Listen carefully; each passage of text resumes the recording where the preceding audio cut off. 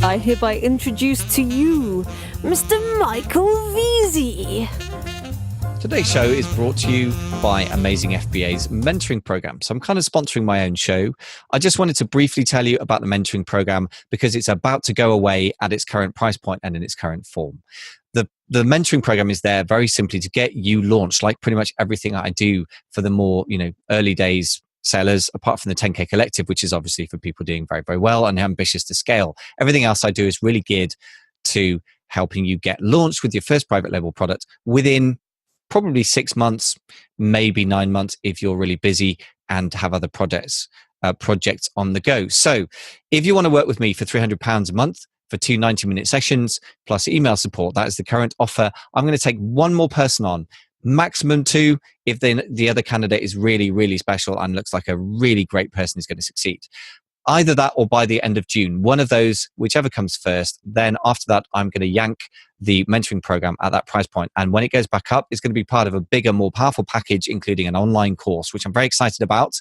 And it's going to be at least £500 a month, probably more, because I'm putting a higher value on my time because I realize opportunity cost is a real cost. And hopefully you realize that as well. So if you value your time, there are 3 things you need to have to even apply for mentoring. You need at least £5,000 in inventory money. That's not to cover your training costs with me. That's additional, but just for inventory, 20 hours a week to devote to building a business, and 6 months of your time to devote to it as well. Otherwise, I think you're just wasting your time, and I won't take you on because I don't want to take your money for the sake of it. I want to take your money only in exchange for great value and you creating your business finally getting off the ground. So amazingfba.com/mentoring if that interests you. Otherwise, on with the show. Thanks for listening.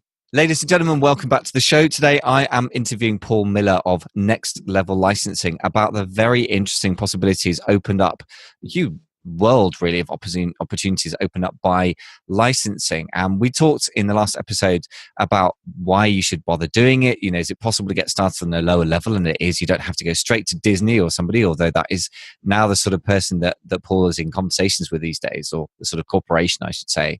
But now we want to dig a bit more into the nuts and bolts. So for those of you who are interested in knowing more about it, stick around. So first of all, Paul, welcome back to the show, and let's talk about this whole thing of you got a phrase that you used a minute ago. You've got this anatomy of a license structure. Can you talk us through how that all works?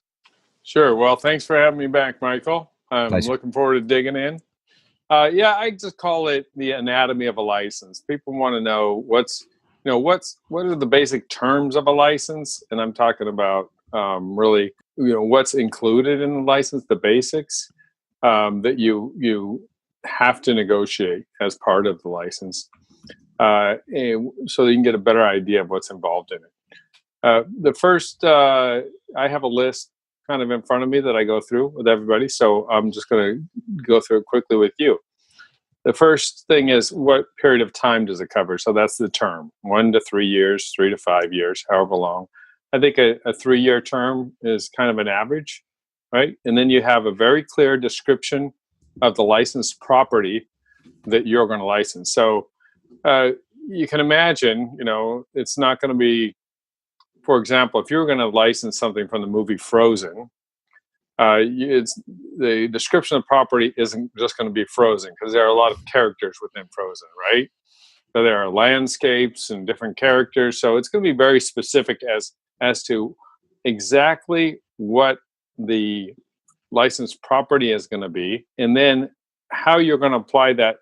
What product are you going to apply it to? Are you making a coffee cup? Are you making a can opener? It's going to be very specific in the license as to what you're allowed to do with that property.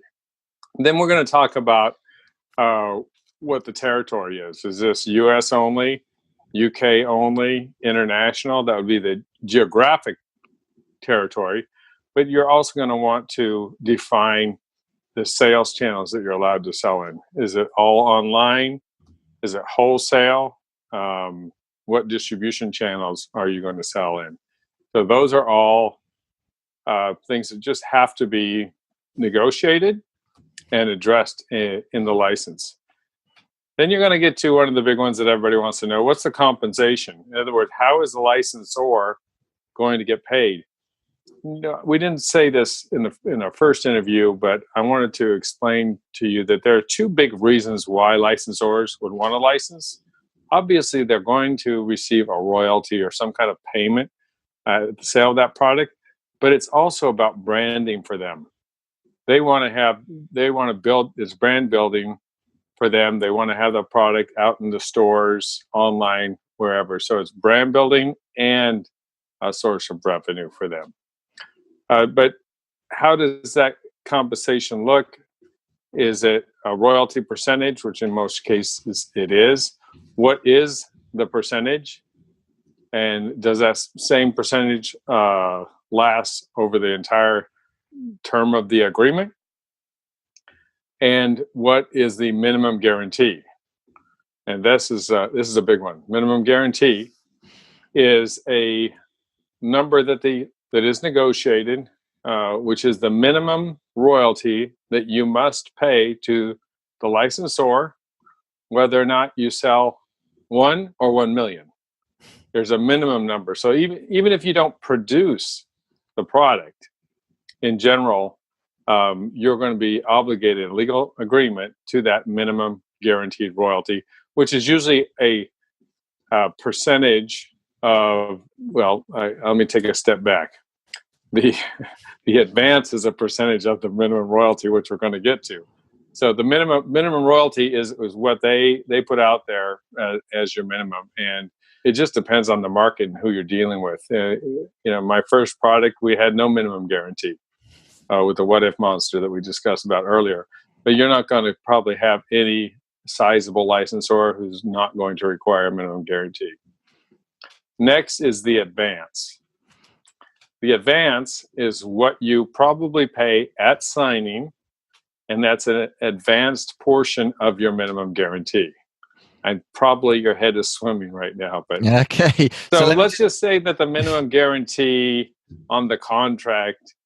I'll go through an example for you. I was going to say that's probably easy. Let me get through the terms real quick. There's the advance, and then there's also exclusivity. Whether or not you are the only, person using their property on your product, can they have other manufacturers making similar items? So exclusivity is usually hard to get, but it's a possibility. And then the other parameter that you want to talk about is marketing. Are you required to, and sometimes the licensor will require you to do specific marketing of this item. Okay, so those are the basic terms. If you're kind of looking for a glossary, and I can explain it to you. If you want to take the next step, we can kind of go through an example. Yeah, an example is really, really handy, because I think when things become more concrete, it's a little bit easier to grasp them, really, probably. But also, is there a place where have you got a place where you've got a nice sort of neatly done list of this that we can just kind of read down, so we can know what it is we're looking for, just to like take list of the glossary that you just covered? The basic terms are in the free course that I offer at nextlevellicensing.com. Excellent. So, folks, if you want to get access to that, we're going to put that into the show notes at amazingfba.com/Paul M for Miller. And we'll put links in there, because I think it's going to be very helpful for people to be able to see a list like that, because it's quite a lot to take in. So, yeah, it's quite a lot. It doesn't sound as horrendous as I imagined it might do once you got lawyers involved. No offense to the legal profession, but they have a habit of making things complicated. I say this with the greatest love and respect, and my dad was a lawyer, but I mean, they like to make things complicated, and I still fall into that myself sometimes. So talk us through an example, and let's keep it as simple as possible. So we got the term of the agreement. You say 3 years is average. Let's pick something and take it through. Okay, absolutely. And I just want to make a play off of your point a moment ago. You do need an attorney, and that's one of the things that you have to consider. There's a significant investment in an attorney or consultants to get into licensing, but I wouldn't sign any kind of licensing agreement without having an attorney look at it. And there are certainly plenty of attorneys who specialize in licensing.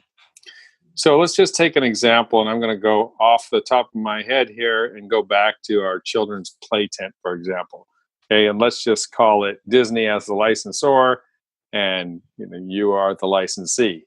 So the term of the agreement, we're going to say, is 3 years in this example.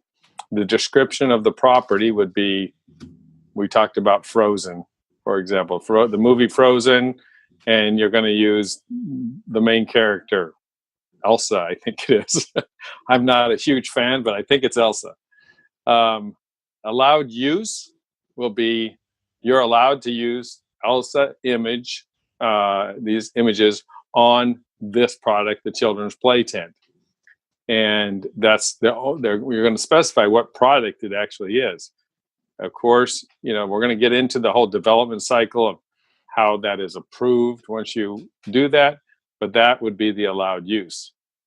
The distribution and territory would be where you're allowed to sell it, both geographically and in what type of sales channels. The royalty percentage, let's just say that it might be 10%, and that's usually on wholesale, or that's the way most of the big licensors work, on a wholesale deal. But since we're direct to consumer, we're going to have a different percentage rate. You may have 3 different or multiple royalty percentages based on how you're selling, whether you're selling wholesale, direct to consumer, or FOB. But for this conversation, let's just say it's a 10% royalty direct to consumer. So if you're selling that play tent for $20, every sale you've got to send them $2. Real simple. Okay. The minimum guarantee is going to be how many royalty dollars they want you to guarantee for that over the life of the contract. So it wouldn't be too crazy to say they wanted, on a big licensor, might want $50,000 minimum guarantee over 3 years. Yeah. Okay? You can get a lot lower minimum, so don't let that scare you away. Right. But those are, if you're talking to the big players, they're going to want big dollars. But let's just use, for this example, 50,000. We could use 10,000 on a smaller, different license. It's no problem at all. So 50,000, the minimum guarantee over 3 years at the 5% rate. So, I'm sorry, the 10% rate that we talked about. So that 10%, all the royalties over 3 years would have to total up to at least $50,000 over the 3 years. Now, and you're going to owe that whether or not you actually sell all those units. If you sell more, you're going to owe more too, because the royalty rate continues on beyond the minimum. Now, there's the advance. So we said that it was a $50,000 guarantee. So the advance usually is somewhere in the area of 25 or 30% of the total guarantee. So the total guarantee is 50,000. You might, let's say, 25% of that, was that 12.5? 12.5, yeah. 12.5 thousand. You're going to owe that advance at the signing of the contract. Right.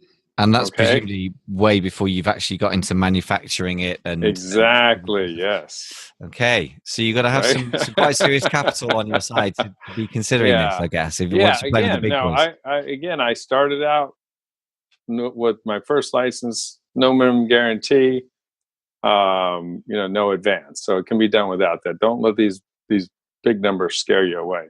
Yeah, what I really like, just before we keep going, I mean, it's great to hear the nuts and bolts and to know the reality. What I really think is so important about your story, which is why I always like to get people's actually what they actually do and how it works, is that you didn't start off by looking at all this legal stuff and all these difficult words to understand and this complication and all the money and go, wow, that's just not worth it. You went in there and just got started without knowing what you were doing.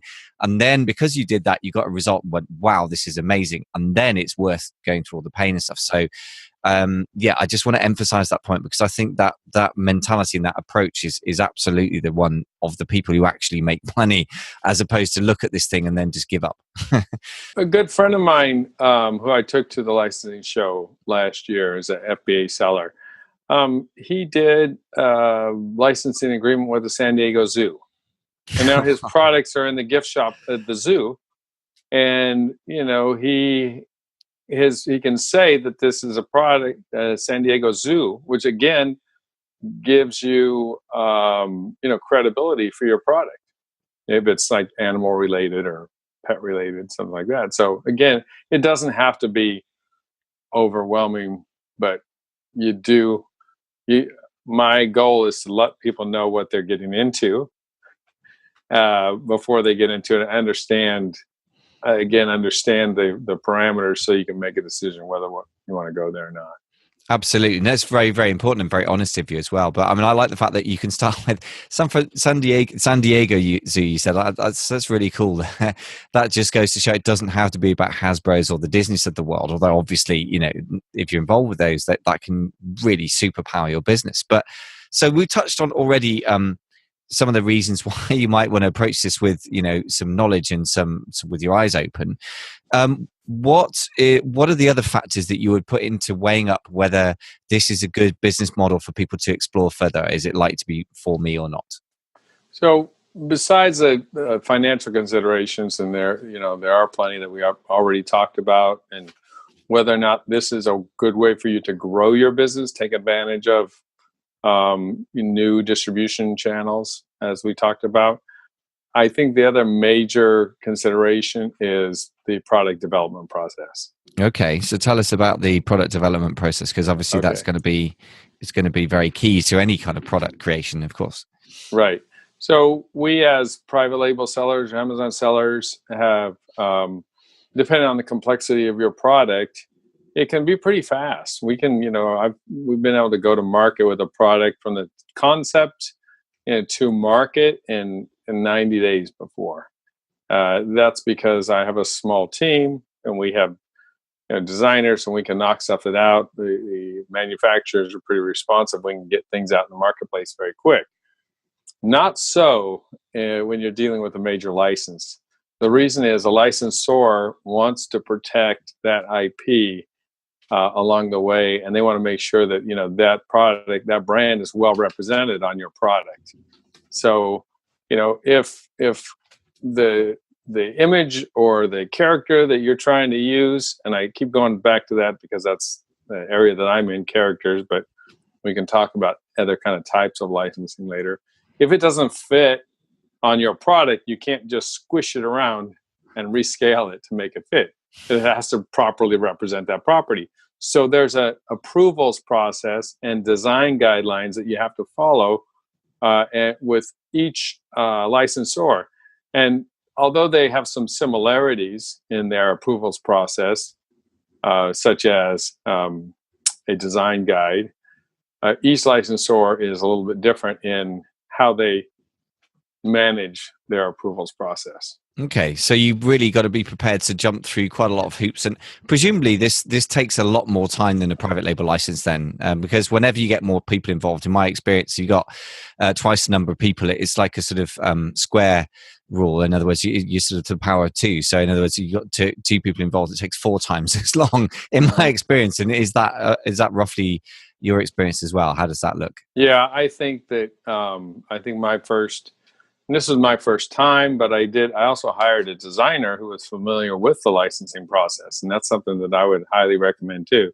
If you can find somebody in your industry that has worked with the license, they're going to know to a large extent what may pass the muster and what won't. I'll just walk you through the development process real quick. It starts with a design mock-up, basically. Let's go back to the George Foreman grill, although I wasn't part of that process. It would start out with the design and a layout of how they're going to use the George Foreman name and how that product is going to look. And so you're going to get some kind of initial approvals. You're going to have to submit that based on design guidelines that the licensor provides. So they will provide you. You don't have to come up with all new images. They're going to provide you some guidelines. Say these are the fonts that we use. These are the colors that we use. These are the elements of the property and so forth. You're going to apply that to your product and basically propose it to them. Okay, how's this look? Do you like this? And they may give you a approval on the design piece of that. And then you have to go make a sample. You go make a sample and send that back to the licensor and go through that approval process again. So they're going to physically check the sample, and you may have to work through 3 or 4 different versions before you have a final approval. Then you're going to do a small production run, and you're going to provide a production sample as well. And that has to be approved. If everything's working right, your production run's going to look the same as your sample product did, right? But it's very important because the licensor has the ability to pull the product.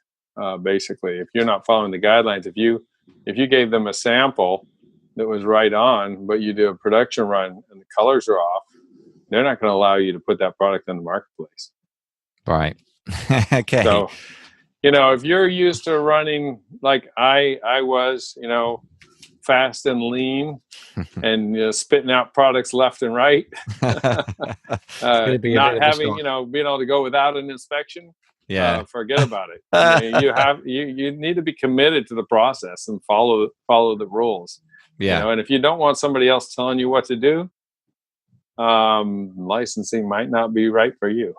Yeah, it makes a lot of sense. Although what's striking me, I mean, we can dig a bit further into this in a second, but I'm just scribbling on any available bit of paper here because I think it's always a sign that I've got a good interview, that there's some details that I'm catching when I'm trying to resist the urge to write because I want to focus on what people are saying. But I'm like, if I don't capture this, I'm going to forget because there's a lot of value here. But the first thing that strikes me is this sounds like the sort of product development process we all should be doing anyway to some degree. In other words, you start off with a concept, you get a professional designer involved, you have a mock-up, you have some kind of approvals, you make a sample that gets approved at that point, you have 3 or 4 versions, you get it approved again. I mean, it's reminding me of is a conversation I had recently, in other words, an interview on the podcast with Ashley Pierce, who's a member of the 10K Collective, who's very much at the early sort of stages, been in the Amazon game about 18 months, but he has an engineering and manufacturing as a mechanical engineering and manufacturing engineering background.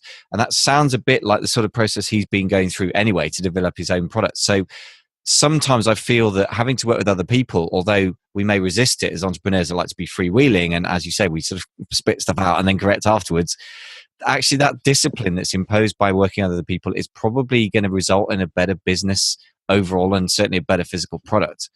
Anyway, I mean, what are your thoughts on that, having done it both ways? I agree 100%. That process is going to force you through to a better quality product in the end. And I mean, it's absolutely required if you're going to do licensing, but it is similar to kind of what we, if you were in product design, if you had studied that, it'd be similar to what you might do in, a regular R&D team. Yeah, it does make sense as well. I just wanted to add one more thing before I forget it on the development side. You also have to have a factory who can pass a factory audit. And you may not be audited, but you have to keep in mind, in my case, I went to China to find a new supplier to do my licensed goods because I knew my original supplier didn't have the type of facility and the type of capacity that would pass an audit by a Nickelodeon or Disney. They're looking obviously for quality control, safety, ethical considerations. So if you don't have the factory that might be able to pass that audit, you'll have to keep in mind that you may have to find a supplier who will. Yeah, that makes a lot of sense as well. And again, to be honest, the more serious you are about your own product line, that's a discipline that we should all be putting on ourselves. I mean, quality, we talked in the last episode about the never ever send products out of China without inspection. And then also, frankly, the consistency of the products. Amazon consumers are used to a fairly slick experience of products. And if they're used to receiving products from Disney or whatever, and they get something from a private labeler that is slightly off in some way, they will judge you by the standards of Disney, even though that might seem unfair. And my experience, we've all experienced that. The 1-star reviews sometimes come from what feels from the seller's perspective for like a 4.5-star product. And I think that, again, the discipline that's being forced on you, to be honest, sounds like a good one. I mean, having to fly to China to find a new product factory is certainly a pain in the bum. But if you're serious about it, it does sound, again, like a good discipline. So So tell me a bit. Let's zoom back out. You've given us some amazing detail. What's the overall sort of timescale that you personally experienced, or any students of yours have experienced with this kind of model? Let's take the example of the What If Monster, and also with working with Nickelodeon, the bigger players.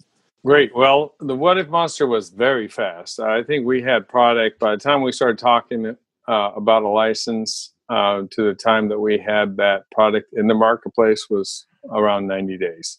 So that was, again, very easy. Approval process was simple. Manufacturing was fairly simple also. And negotiation of the contract was simple. And those things are the time eaters, right? Negotiating the contract can take a while because you do have to get attorneys involved. You have to settle on the terms, and then you have to get attorneys involved on both sides. Then there's some negotiation, and then they're signing the contract. So that can take a while. And then, as I mentioned, the development cycle can take a while too. So on the What If Monster side, for us, it was really only about 90 days. But by the time we actually get product to market for Nickelodeon, it was closer in the 6-month range. Yeah, and I think that could be considered fast for lots of people. Yeah, I was going to say that seems pretty fast. I mean, 90 days to get a private label product out the door from concept to selling is, I would say, pretty swift. Actually, most people seem to average around the 6-month mark for whatever reason. I mean, in theory, it shouldn't take that long, but then one of the differences between theory and practice, as they say, is that in theory it doesn't take long, and in practice it does. So I would say you sound like a swift mover anyway. So I could imagine you could quite easily double that number if you're less efficient than you are. I would absolutely. I would say that a good range would probably be 6 months to a year. Yeah, especially if your development cycle doesn't go well.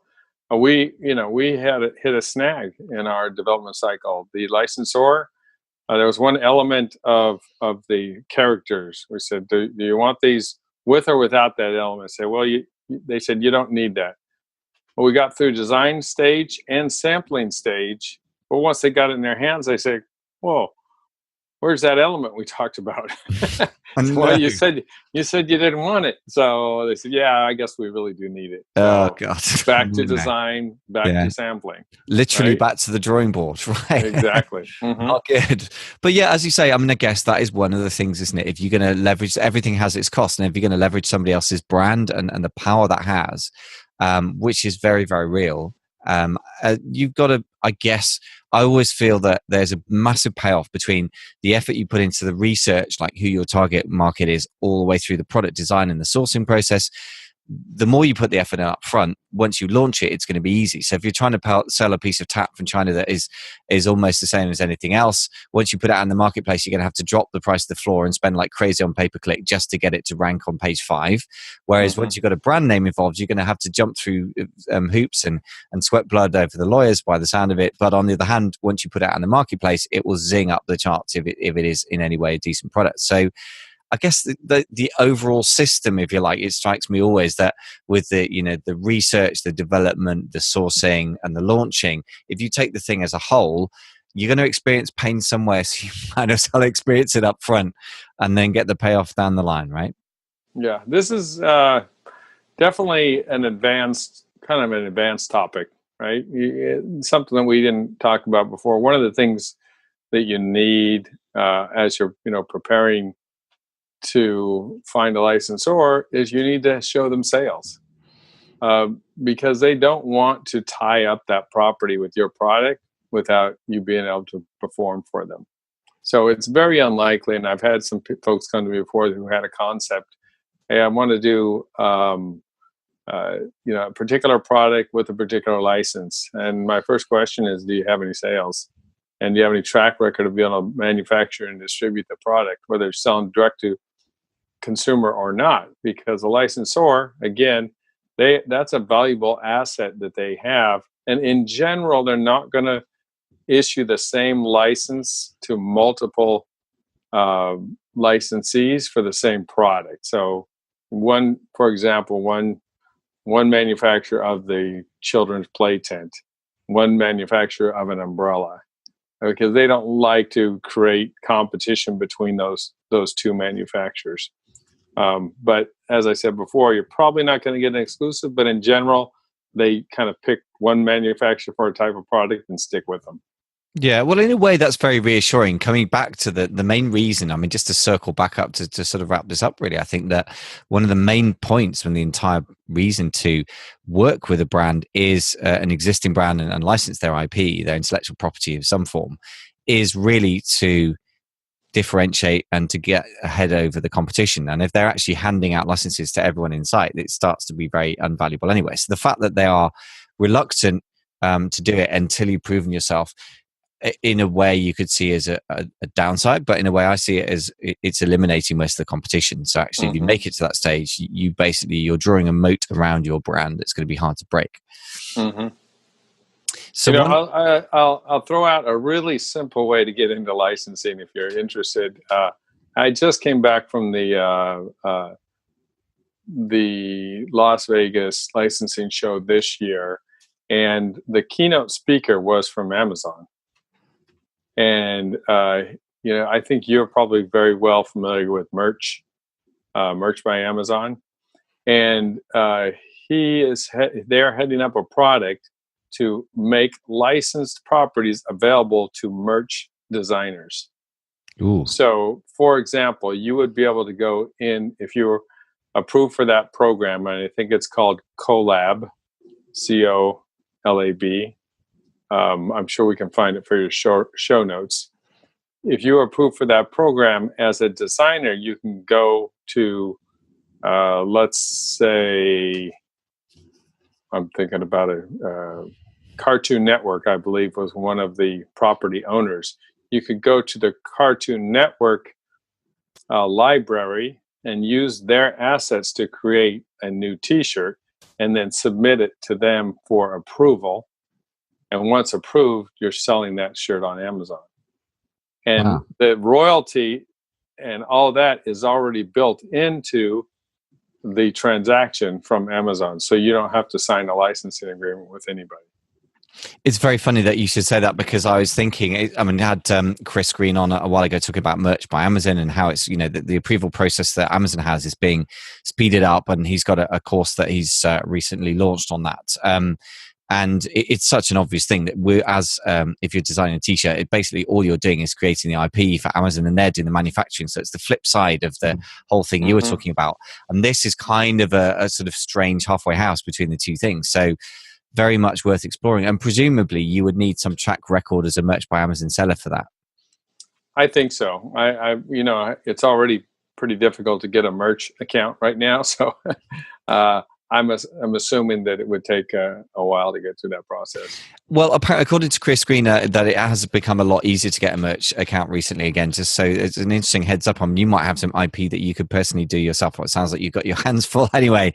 But I'm just thinking that actually the whole business of licensing is therefore going to be opened up to people who may have to have some kind of track record, but on a much lower capital requirement than something where you might have to spend, say $12,000 up front just to pay at the time when you write your contract, and then you've got another 6 months or so before you can actually sell products. I mean, the cash flow of that is tough, although the upside is amazing.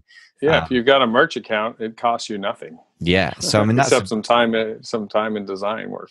Yeah, so interesting to reflect that actually there is a pretty easy way in for people if they've got a merch account, and a reason to really go for it with your own T-shirt designs as well, is to sort of prove yourself to Amazon and or any of their licensors that they're working with, because that sounds like, again, a potentially very valuable opportunity as well. Although because the low barrier to entry, it's going to be very, very competitive. And one of the things that is interesting is to reflect on the fact that because you've had to do your own private label sellings first, or some kind of customized product, before you could even be taken seriously by a licensor, and they don't hand out licenses like sweets.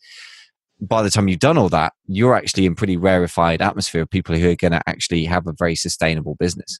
I think you make a great point. You're almost building your licensing portfolio at a very low cost way if you can do it through the merch licensing program. Yeah, I think it's definitely sounds like something that's worth exploring, especially people who have a design kind of side of it. I mean, in a way, you sound like you're more on the manufacturing and putting the whole things together side. Those who are more on the design side might well find that there's a sort of that is the side to get started with, I suspect, by the sound of it. Now, one more topic I just want to cover with you, and then we better let you get back to life as we know it, because you're giving us a ton of value and really appreciate your time. But that is the different types of licensing, which you mentioned earlier. So one was character, you mentioned. What other forms of licensing can that take? Sure. So, the entertainment industry really dominates the licensing.